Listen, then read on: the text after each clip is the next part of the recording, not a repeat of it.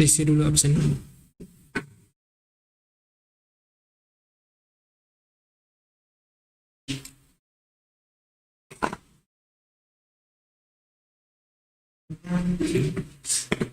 Hati.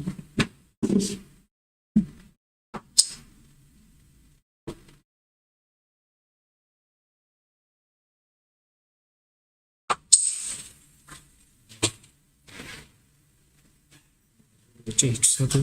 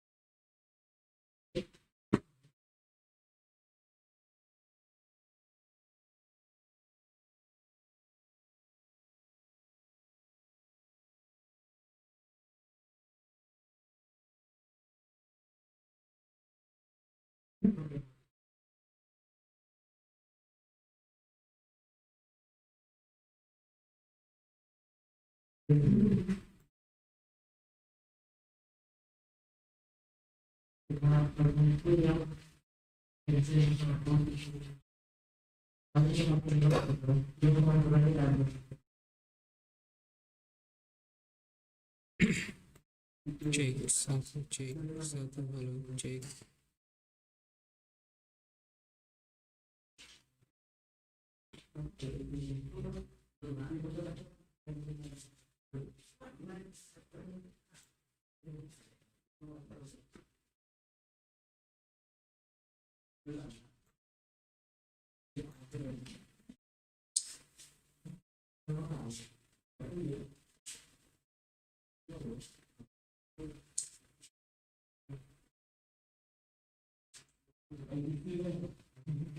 Cek satu.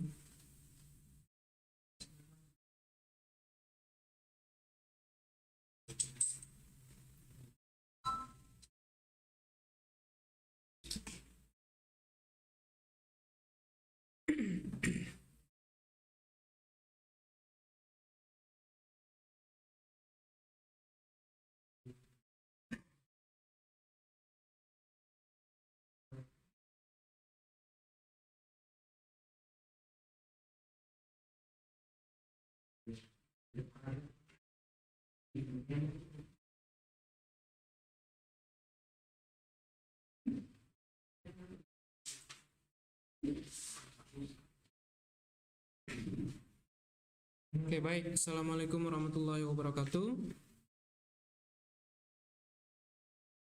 Jadi perkuliahan kita hari ini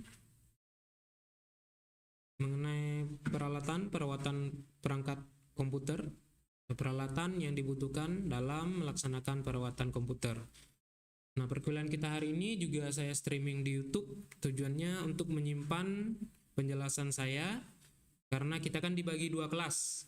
Jadi kelas yang nggak datang bisa lihat rekaman ulangnya atau bisa lihat dari streaming YouTube PTI. Nah, kalau minggu depan saya jelaskan ini juga, itu kerjanya 2 kali gitu kan. Nah, daripada kerja 2 kali, menjelaskannya 2 kali juga, yang dijelaskan itu juga, mending nonton video penjelasan materi peralatan yang dibutuhkan dalam perawatan komputer.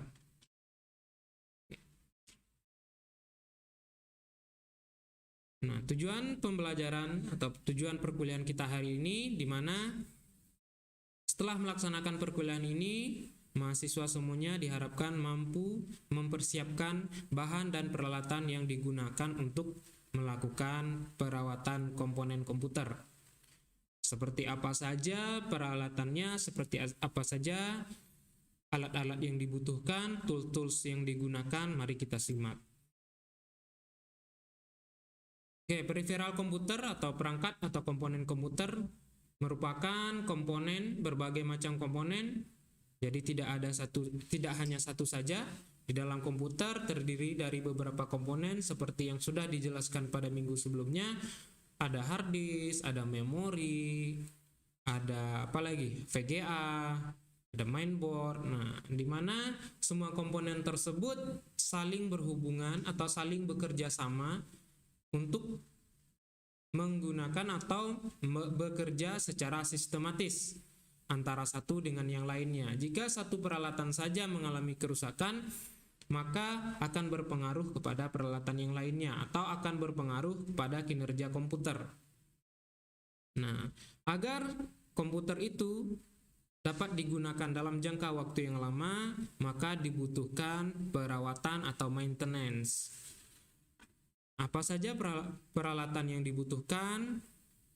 Nah, jadi walaupun komputer itu kan memiliki casing, ada casingnya sudah tertutup rapat, seolah-olah nampak terlihat tertutup rapat.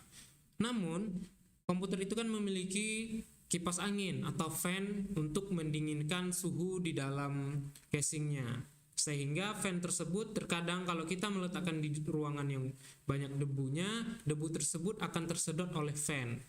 Nah, jika debu menempel pada komponen-komponen elektronik atau komponen-komponen yang ada di dalam casing, nah, maka komponen tersebut akan lebih cepat panas. Kenapa lebih cepat panas? Debu tersebut ibaratkan selimut. Nah, kalau kita memakai selimut atau menggunakan selimut, maka kita akan merasa panas. Nah, begitupun dengan komponen yang ada di dalam casing komputer tersebut. Jika komponen itu sudah tertutup oleh debu yang tebal, maka dia akan lebih cepat panas karena pelepasan panas ke udara, perubahan panas itu yang dilepaskan ke udara itu tidak bisa dilakukan karena terhambat oleh debu yang sangat tebal, sehingga dibutuhkan perawatan pembersihan secara berkala. Nah, apa saja yang dibutuhkan? Yang pertama, penyedot debu mini. Nah, ini dibutuhkan penyedot debu mini untuk menyedot debu-debu yang ada di dalam komputer atau yang ada di komponen-komponen komputer, yang hinggap di komponen-komponen yang ada di dalam casing tersebut. Nah, penyedot debu ini dibutuhkan supaya untuk membersihkan debu, menyedot debu. Kalau kita menggunakan kuas juga bisa, tetapi kalau kita menggunakan kuas silakan gunakan masker. Kalau penyedot debu, debunya disedot kan. Kalau masker, debunya dilepas ke udara atau dibuang keluar, nanti banyak debu yang berterbangan sehingga bisa masuk ke saluran pernapasan. Dan yang kedua, kain kering atau tisu. Nah, di sini jangan dibasahkan karena komponen elektronik ya sangat sensitif terhadap air. Kain kering atau tisu untuk membersihkan di sela-sela komponennya. Nah, kalau cairan pembersih itu digunakan untuk, atau jika ingin menggunakan tisu atau tisu basah itu digunakan untuk misalnya ada tinta yang menempel gitu kan. Nah, itu membutuhkan kain bersih, kain yang dibasahi untuk menghilangkan noda tersebut. Jadi kalau komponen elektroniknya atau yang ada di motherboard, yang ada di memori itu jangan menggunakan kain yang dibasahi atau tisu basah karena dia mengandung air sehingga dapat menyebabkan korsleting pada peralatan motherboard ataupun memori tersebut. Nah, yang ketiga yang dibutuhkan adalah kuas. Nah, kuas ini digunakan untuk membersihkan debu. Nah, kalau tadi menggunakan penyedot debu juga bisa, namun terkadang penyedot debu ini kan ujungnya besar. Nah, kalau menggunakan kuas itu kadang di bagian sela-sela itu bisa kita gunakan dengan kuas untuk membersihkan debu area-area yang kecil pada motherboard atau sirip-sirip heatsink. Heatsink itu kan ada sirip-siripnya untuk lewat angin, atau seperti motor ada radiatornya atau mobil itu kan ada radiatornya. Nah, nanti kalau sudah lama banyak debu yang menempel pada sirip-sirip heatsink. Nah, bisa kita bersihkan dengan menggunakan kuas. Nah, kalau sudah banyak debu yang menempel pada heatsink tersebut, maka pelepasan panas dari heatsink ke udara itu akan terhambat oleh debu. Nah, yang kedua, yang selanjutnya, yang keempat adalah CD cleaner. Nah, CD cleaner ini biasanya dalam bentuk cairan semprot-semprot. Kalau dulu sering menggunakan diuapkan gitu kan. Nah, begini sebenarnya itu dihindari karena ada cairan cairan khusus pembersih CD, yakni CD cleaner. Nah, di dalam CD tersebut itu ada optik. Optik itu sama seperti kalau kita buka sama seperti kamera kecil di dalamnya untuk membaca CD yang kita masukkan ke dalam komputer. Jadi dia ada seperti kamera kecil atau pembaca CD-nya di dalam. Kalau yang memiliki CD itu bisa dilihat ada kecil alatnya seperti kamera. Nah, itu sensitif juga terhadap debu. Nah, itu bisa kita bersihkan dengan diseka dengan kuas. Sedangkan cairan pembersihnya kita gunakan untuk kepingan CD-nya. Nah, selanjutnya adalah obeng. Nah, obeng ini ada dua jenisnya. Ada obeng minus dan ada obeng plus. Atau ada obeng yang ujungnya runcing, ada ujungnya seperti tanda tambah atau plus. Nah, jadi ada dua jenis obeng. Dua jenis obeng ini digunakan, nanti ada peruntukannya. Kalau pada baut yang dibutuhkan obeng plus, menggunakan obeng plus. Nah, kadang obeng minus ini juga bisa digunakan untuk mencongkel-congkel, bisa digunakan obeng minus maksud saya. Jadi obeng ini digunakan untuk membuka atau memasang kembali komponen-komponen yang ada yang terpasang pada CPU. Yang selanjutnya adalah tang. Nah, tang ini sebenarnya ada juga beberapa jenisnya. Ada tang pemotong untuk memotong kawat, itu dia tajam. Tang pemotong, ada tang yang ujungnya besar. Itu biasanya digunakan untuk memasang paku atau melilit kawat, itu tang ujungnya besar. Nah, pada komponen PC ini kita gunakan tang ujungnya runcing atau biasa dikenal dengan tang buaya atau juga biasa dikenal dengan tang cucut. Jadi ujungnya runcing, tipis atau lancip ujungnya karena digunakan untuk memegang mur atau baut. Nah, memegang mur dia kan kecil, mur di komputer itu kan kecil. Jadi membutuhkan obeng maksud saya tang yang ujungnya lancip karena dia kan kecil. Jadi membutuhkan tang ujungnya lancip. Nah, kalau tang ujungnya yang besar, jadi dia kan ketutup semua jadinya karena dia kecil gitu kan. Nah, selanjutnya cara melakukan perawatan PC. Tadi sudah dicatat peralatan yang dibutuhkan. Oke, tadi ada peralatan yang dibutuhkan. Selanjutnya cara melakukan perawatannya.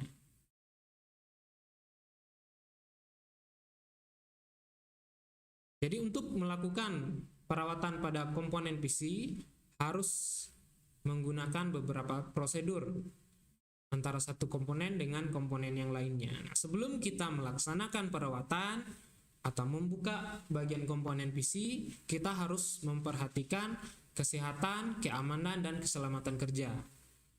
Nah, jika kita berada di area yang basah, maka kita tidak bisa melakukan perawatan, perbaikan komponen komputer di sana karena sangat sensitif. Lalu kita kalau bisa menggunakan sarung tangan, lalu menggunakan sendal, jangan langsung ke lantai kaki kita karena ada namanya listrik statis. Jadi kita itu bisa mengalirkan arus listrik secara statis. Nanti akan berpengaruh kepada komponen motherboardnya.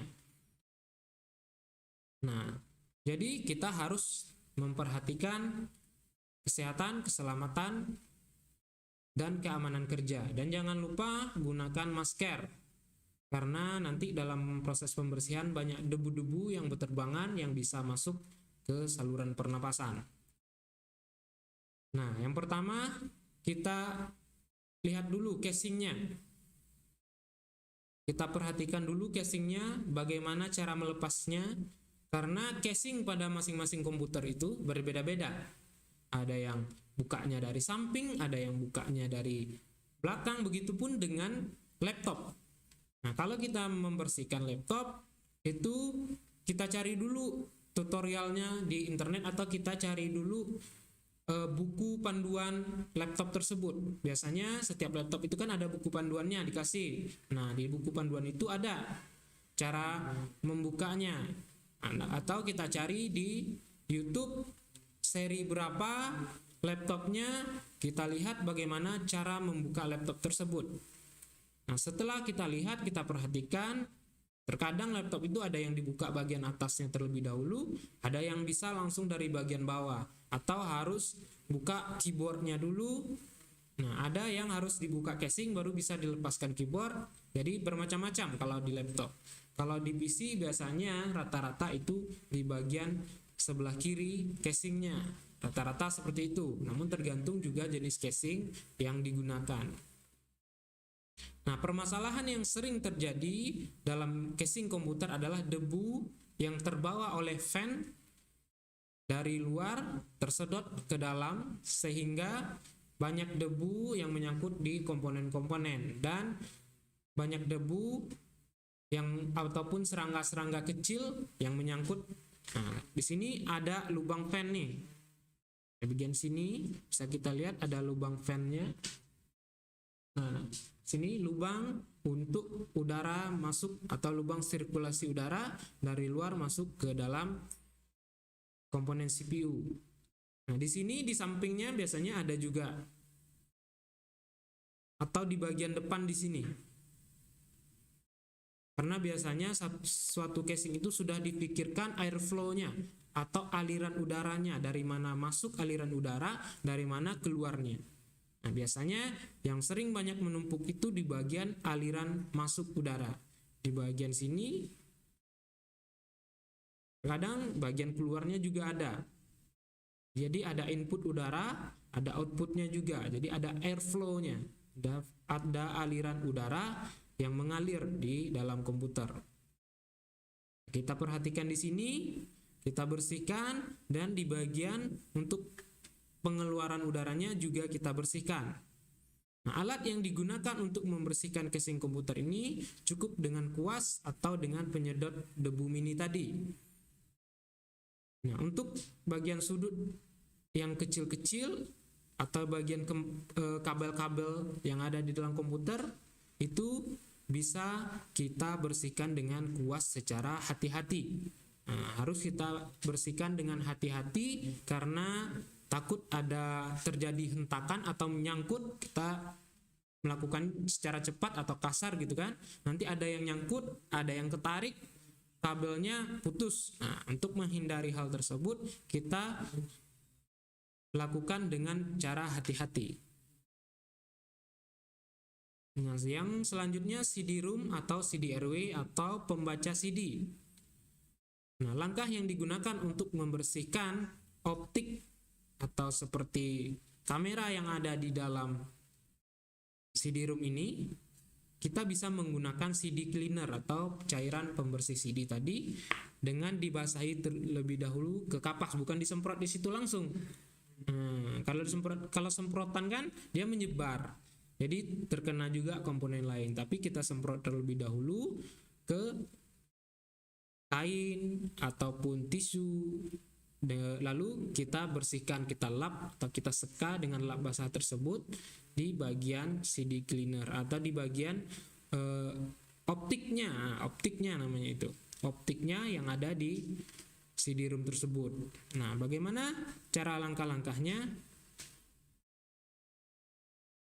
Dihidupkan komputernya terlebih dahulu, lalu CD cleaner ini, maksud saya dimatikan komputer, dikeluarkan CD-nya terlebih dahulu, kita hidupkan lalu kita keluarkan, lalu komputernya kita matikan, atau bisa langsung kita copot. Nah, jadi kalau kita lihat di bagian CD-ROM itu dia ada lubang kecil, sangat kecil, untuk bisa ditusuk jarum atau yang benda yang kecil sebesar jarum ke dalamnya untuk bisa keluar. Jadi CD-ROM ini kalau misalnya tiba-tiba mati lampu, nah tiba-tiba mati lampu, kita lagi burning atau kita sudah selesai burning tapi belum mengeluarkan CD tersebut.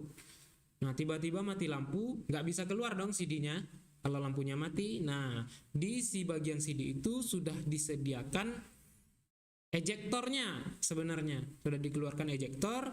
Jadi sama seperti handphone pada saat sekarang ini kan, untuk SIM card-nya dia membutuhkan SIM card ejector namanya kan. Nah, ada besi sekecil untuk mengeluarkan tempat SIM card-nya. Nah, sama seperti CD-ROM ini, sebenarnya di bagian CD-ROM-nya itu sudah disediakan lubang kecil untuk dikeluarkan jika lampu mati atau listriknya mati atau komputernya tiba-tiba nggak bisa menyala. Jadi bisa kita keluarkan dengan menekan tombol ejektornya.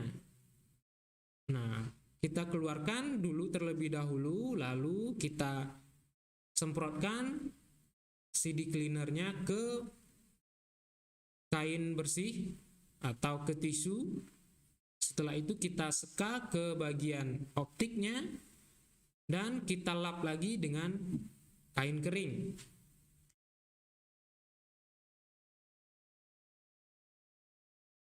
Nah, selanjutnya hard disk. Nah, untuk perawatan hard disk dari sisi hardware itu ada baiknya kita jaga suhu dari hard disk tersebut. Nah, kalau hard disk di komputer itu rata-rata kecepatannya 7.200 rotasi per menit. Jadi dalam 1 menit itu hard disk berputar sebanyak 7.200 kali. Nah, itu di komputer. Kalau di laptop itu rata-rata kecepatannya 5.000 rpm. Jadi 5.000 perputaran per menit. Jadi dalam 1 menit hard disk laptop itu dia berputar 5.000 rpm. Jadi kalau hard disk komputer dengan hard disk laptop itu kecepatannya berbeda, dan kecepatan pembacaan dan penulisannya juga tentu berbeda. Kita harus menjaga suhu dari hard disk tersebut. Nah, menjaga suhu tadi salah satu caranya dengan menyeka debu yang ada di hard disk. Sedangkan untuk perawatan dari sisi software, kita bisa menggunakan tools bawaan dari sistem operasi. Saya lihatkan contohnya di sini. Oke, biasanya kita download, kan kadang kita mendownload tersimpan di C, gitu kan? Atau kita sudah menginstal aplikasi lalu kita hapus lagi. Nah, seperti yang sudah saya jelaskan kemarin bahwa pada hard disk itu dia menyimpan data secara terpisah. Kalau sudah misalnya ada di meja ini dan meja itu. Nah, kita ini aplikasi A, B, C. Lalu aplikasi B kita hapus. Maka bagian B ini dia ruang hard disknya akan kosong. Nah, jadi dia ke C harus melewati B dulu. Jadi supaya lebih tertata rapi, itu bisa kita gunakan. Sini ada di bagian hard disknya ini, kita pilih, klik kanan, properties. Di sini ada tools. Nah, kita bisa mengecek error. Bisa cek errornya.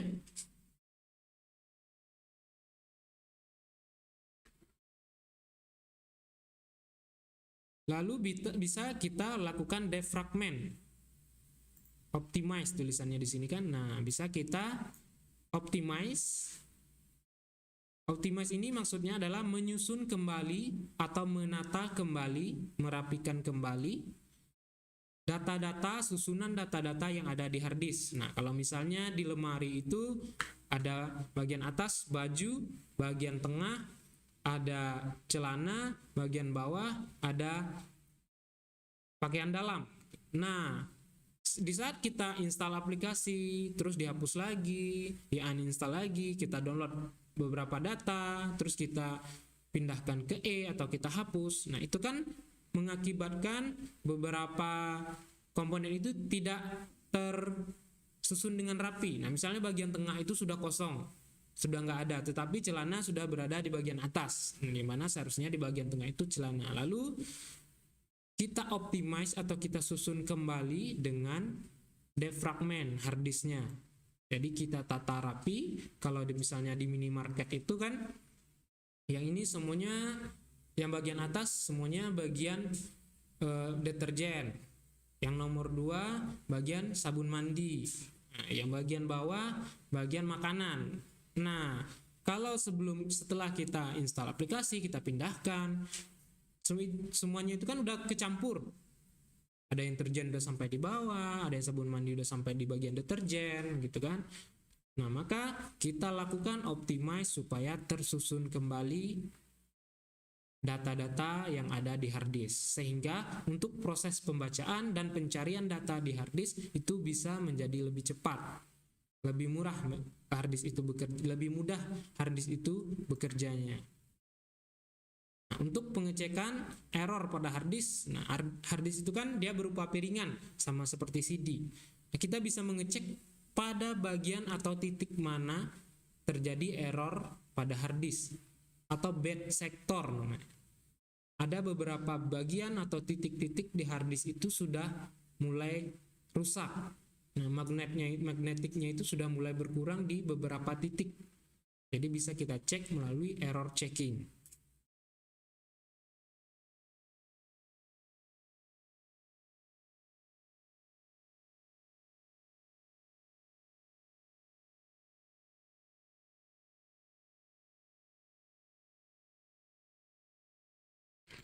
Oke, selanjutnya ini caranya tadi, kita scan disk atau kita lakukan defragment. Ini tampilan di Windows yang lama, Windows XP seperti ini. Jadi disusun yang merah sama-sama merah. Coba besarkan. Nah, ini tampilan di Windows yang lama. Kalau yang sekarang itu udah nggak seperti ini lagi tampilannya. Jadi di sini ada warna merah, ada warna hijau, ada warna biru. Nah, ini kan masih kecampur nih data-datanya. Lalu dilakukan proses defragment, maka nanti hijau akan sama hijau, biru dengan sama biru, merah dengan sama-sama warna merah. Jadi lebih mudah komputer atau hard disk untuk bekerja mencari sebuah data. Nah, selanjutnya VGA card. Nah, biasanya VGA card ini juga memiliki kipas. VGA card eksternal ya. VGA card internal biasanya jarang yang memiliki kipas. VGA card eksternal ini biasanya juga memiliki kipas. Kenapa? Karena yang menggunakan VGA eksternal tentu penggunaannya cukup ekstrim atau membutuhkan VGA yang cukup besar dalam penggunaannya. Nah, untuk membersihkan VGA akar ini bisa kita bersihkan dengan kuas ataupun penyedot debu tadi di bagian kipasnya dan di bagian sirip fan-nya kita bersihkan dari debu. Nah, ada beberapa VGA akar yang bisa kita lepas. Kalau yang pengen bersihnya itu maksimal, itu sebaiknya dilepas kipasnya ini. Karena di bagian bawah ini kan bisa kita bersihkan juga, atau di bagian heatsinknya bisa kita lepas.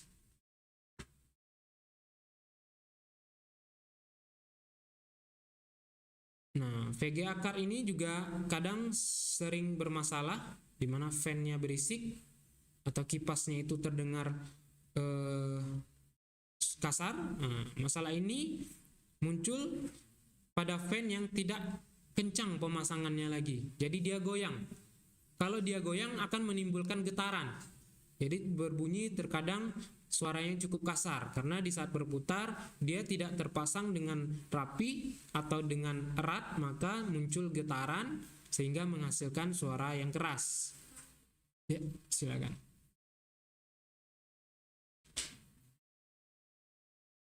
Nah, untuk mengatasi suara yang keras tersebut karena diakibatkan oleh getaran, maka bisa dikencangkan baut ataupun soket dalam soket yang menyangga kipas angin ini atau fan-nya. Nah, selanjutnya memori. Biasanya memori ini sering tidak detek itu karena di bagian pin-nya ini, saya besarkan.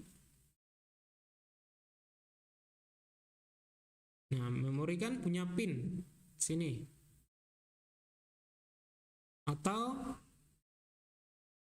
soket yang menghubungkan antara motherboard dengan memori. Jadi pengaitnya, ibarat kabel itu pengaitnya, dia supaya bisa saling menyatu, itu ada pinnya di bagian sini.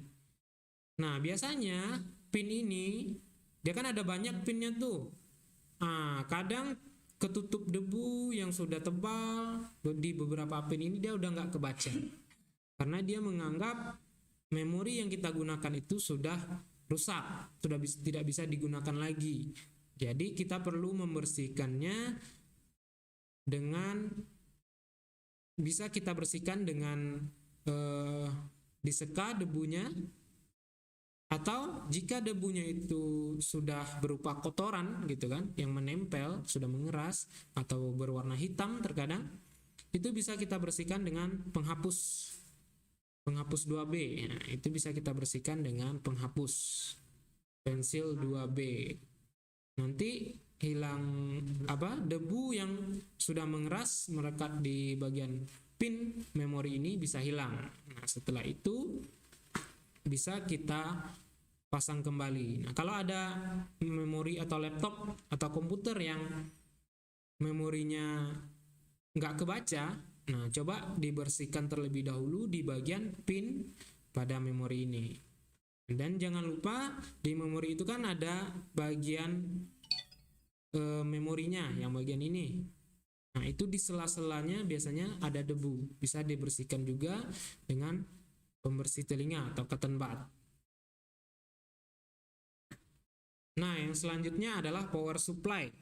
Power supply ini merupakan sumber arus listrik yang ada di komputer kita. Nah, power supply ini karena dia sumber dari arus listrik, maka power supply itu juga suhunya cukup tinggi karena dia mengalirkan listrik ke dalam komputer, maka dia juga membutuhkan kipas heatsink. Kipas ini juga tentu harus kita bersihkan. Harus kita bersihkan secara rutin dan jaga kebersihan dari power supply ini. Karena kalau power supply-nya rusak, maka seluruh komponen yang ada di komputer bisa berpengaruh. Karena terkadang power supply ini rusak, maka dia akan terjadi lonjakan arus yang tidak seharusnya. Jadi mengakibatkan motherboard kadang juga rusak. Karena komponen pada motherboard seharusnya menerima daya misalnya 5 watt atau 0,5 watt. Maka pada saat power supply ini rusak, dia terjadi lonjakan melebihi dari 0,5 watt. Maka komponen tersebut akan rusak, akan bocor atau akan meledak komponennya. Jadi power supply ini harus kita jaga kebersihan dan suhunya juga harus dijaga. Dan komponen yang paling utama adalah prosesor. Prosesor ini ada heatsinknya dan ada juga kipasnya. Jadi di prosesor ini ada pasta pendinginnya. Nah, pasta pendingin itu berfungsi untuk agar tidak adanya gap atau jarak antara heatsink dengan prosesor, agar suhu prosesor juga tidak terlalu tinggi supaya cepat pelepasan panasnya. Nah, jadi prosesor ini kan suhunya tinggi, lalu diserap oleh heatsink ini. Nah, heatsink ini dan prosesor itu kan bahannya dari metal atau besi. Nah, besi itu kalau kita zoom, kita lihat dengan mikroskop, itu memiliki pori-pori. Jadi ada pori-porinya. Kalau kita lihat dengan mata biasa kan rata aja. Nah, tetapi kalau kita zoom itu ada pori-porinya. Jadi dia itu bergelombang, ada gelombang-gelombangnya. Nah, untuk menutupi gelombang tersebut, maka digunakan pasta pendingin. Digunakan pasta pendingin supaya 100% antara prosesor dengan heatsink itu benar-benar menempel secara 100%. Jadi tidak ada gap. Nah, misalnya ada gap di bagian tengah prosesor itu, maka di bagian tengah itu akan terfokus panas. Jadi bagian tengahnya aja yang terlalu panas, tapi di bagian pinggirnya enggak gitu. Nah, jadi diletakkan atau dipasang pasta pendingin prosesor. Nah, pasta pendingin prosesor ini juga ada masanya. Maksudnya ada, kalau dia sudah lama dia akan mengeras. Jadi dia tidak akan berfungsi seperti seharusnya. Jika misalnya sudah sampai 1 tahun atau 2 tahun, itu pasta prosesor akan mengeras. Nah, tergantung dengan biasanya tergantung merek pasta prosesornya, juga tergantung harga pasta prosesornya. Biasanya makin mahal itu makin lama masa pakainya. Jadi pasta prosesor ini juga ada kadaluarsanya lah istilahnya. Ada kadaluarsanya, jadi harus kita maintenance atau harus kita ganti secara berkala. Terkadang kita merasakan komputer saya udah memasuki usia 2 tahun, udah mulai menurun performanya ya. Nah, kalau kita tes dengan benchmark, itu dia bisa mencapai kecepatan optimum, tetapi berapa lama dia berada di kecepatan optimum. Misalnya kecepatan paling kencang prosesor kita itu adalah 100 km per jam misalnya. Nah, tetapi berapa lama prosesor itu mampu bekerja pada kecepatan 100 km per jam? Nah, karena prosesor itu dia memiliki sensor suhu. Jika suhunya sudah mencapai sekian derajat, maka dia akan otomatis menurunkan kinerjanya. Jadi jika dia sudah mencapai kecepatan 100 km per jam, terus suhunya sudah mencapai 97 derajat atau berapa, 60 atau 70 derajat biasanya, dia akan menurunkan kecepatannya ke bisa 60, bisa 50 untuk menjaga atau menurunkan suhu prosesor. Kenapa seperti itu? Karena jika dia diteruskan, maka prosesornya akan overheat, terlalu panas. Jadi kalau ada misalnya spesifikasi komputernya Core i7 atau spesifikasi laptopnya Core i7 terbaru, tetapi kecepatannya 3,5 GHz gitu. Tapi berapa lama si prosesor tersebut mampu mengerjakan 3,5 GHz itu harus kita perhatikan juga. Jadi harus kita lakukan perawatan secara berkala, di mana kita bersihkan fan-nya, heatsinknya, dan kita ganti pasta prosesornya. Dan komponen yang paling utama dan paling besar pada komputer adalah motherboard. Motherboard ini harus kita bersihkan juga dari debu, bisa menggunakan penyedot debu, bisa menggunakan dengan kuas.